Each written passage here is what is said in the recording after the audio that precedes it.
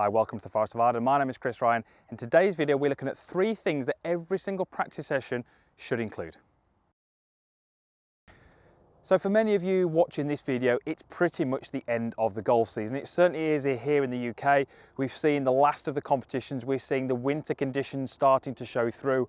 And we can start to use this time where we practice and we start to make those swing changes which are more difficult to make mid-season. In the season, you're often playing a little bit more competitive golf, you're playing more than you're practicing, and we can start to maybe change that trend and change that ratio a little bit, and we can start to maybe practice a little bit more than we play. So it's really important that we practice in the right way. And as I've already said, this video is going to be 3 things that I think every single practice session that you have should include.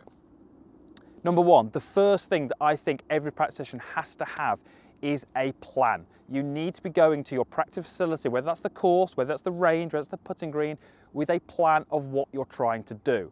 Now, the key point I would try and get across here is a practice session doesn't always have to be technical changes. Too many golfers that I see associate practice with making changes. It doesn't have to be like that. My practice session could be simply a case of, today I'm going to go to the driving range and I'm going to work out my pitching distances. It could be a case of, I'm going to work on my fade shot, just trying to see what happens to the ball flight. It could well be that I'm actually going to go to the practice area and I'm going to try and play my golf course by maybe hitting a driver first, then hitting the second shot that I would with an iron. It may well be that I'm going to the practice area to figure out what my dispersion's like. So I'm going to maybe hit some shots and mark on a notepad where that ball finishes relative to my target. A practice session doesn't have to be a technical change. It can do. And certainly this time of the year, that's when we maybe see those technical changes happen, but go with a plan. So for me, I'm very much working on the delivery of my club path into the ball. For many of you, if you watch my videos for a while, you'll know that my tendency is to swing the club to the right of the target. I tend to play with a draw, which I don't mind, but that can sometimes get a little bit too excessive. Now, there's a reason why I do that. So for me, if I was going with a practice session plan, it will be really detailing what I'm trying to do. So I'm turning up at the practice facility with a clear idea of what I'm doing, what drills I'm going to do, what I'm hoping to get from this, what speed I'm going to be practicing at, maybe what club I'm going to be using. And then when I go to the practice area again, I might be doing something a little bit different. The better golfers, and we're talking about maybe the best at your club or the elite golfers, will actually have a practice diary. What are you going to be doing over the next few months? I would urge you to do this. It can be simple. It can just be in the notes section of your phone, just detailing what you need to do over the winter. But I guarantee your practice is going to be far more efficient if you can go to your practice facility with a plan of what you're going to be doing that day. The second thing that every single practice session you have should include is feedback. Absolutely vitally important to the development of your game and your swing is feedback. Now, feedback can come in different forms. We'll go through those in a moment. But effectively, we're talking a little bit more about here when you're trying to make some technical changes to your game. So let's say, for example, I'm trying to change the first move away of my golf swing. I've got a really good idea of what I'm trying to do. I've maybe had a lesson, I've got it really clear. I've turned up to the range and I've got my plan. I know what I'm going to do. But unless I have some sort of feedback, I never really know whether I'm actually doing it correctly. So I need some sort of feedback that's going to help me.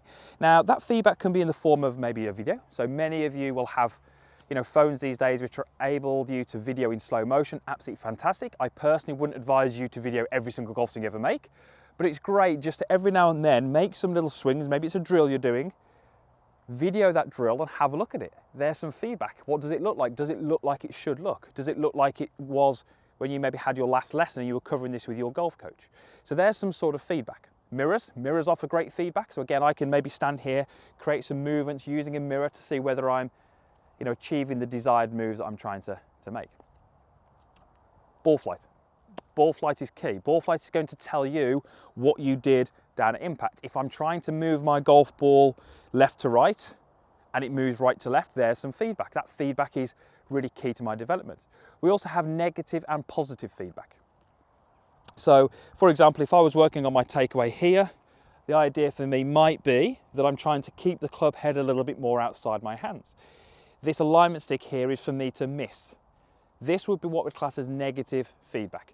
So if I make my backswing and I don't hit it, I've done the correct thing. But if I do it wrong,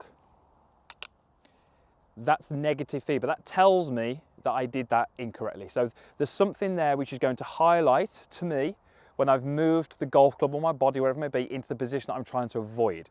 So if I make golf swings and I don't hit it, I'm fine. If I do, there's my negative feedback.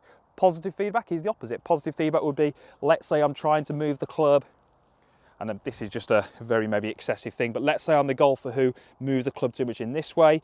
This might be positive feedback. So the feedback would tell me that I've done it correctly. So there's positive feedback. So you can just start to use almost your imagination about what you can do in practice, which is going to help you monitor the changes that you're trying to make. Videos are fantastic. Cameras on your phone, mirrors, ball flight, positive feedback, negative feedback. Try and use a variety of these different tools and these different methods to help you during your practice. Feedback is absolutely key if you're looking to develop some technical aspects of your golf swing. And finally, number 3, you should be experimenting during your practice sessions. By that, I mean hitting as many different types of shots as you can, really high shots, really low shots, huge hooks, huge slices, different contacts on the face, maybe trying to hit the toe, maybe trying to hit the heel, maybe trying to stand with your trail foot slightly raised up, your lead foot slightly raised up. All these skills are going to be absolutely vital to the development of your game. It's the one thing that personally I think is overlooked by many amateurs. They almost want this perfect golf swing every time. Teach me a perfect golf swing that makes the ball go straight. The reality is that's not golf. Golf, we need to be able to control our golf swing. We need to be able to hit different shots, different heights, different curves.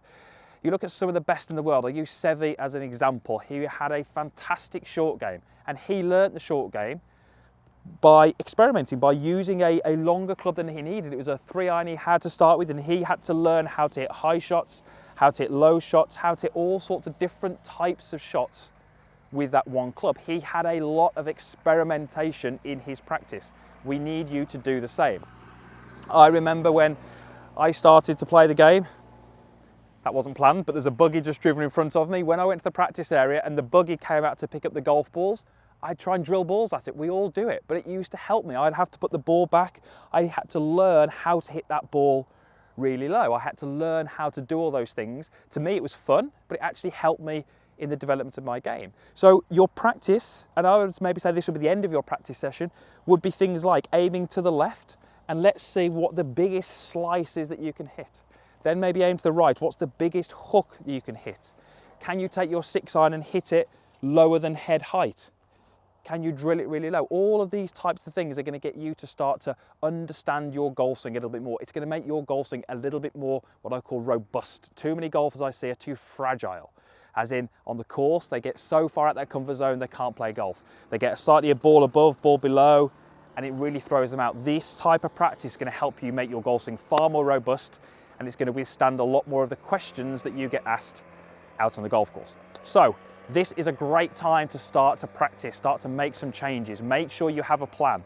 Make sure you have some sort of feedback, and make sure you experiment in your practice. If you can involve those 3 things, include those 3 things, I should say, I think you're going to start next season, hit the ground running, and I definitely think you're going to find your scores are lower. Thank you very much for watching. Usual stuff is down below. There's a like button down there. There's a comments box also, and there is a link to subscribe if you're not a subscriber. All of these videos are free. They're really just hopefully helping you play some better golf and shoot some lower scores. Thank you for watching, and we'll see you again soon.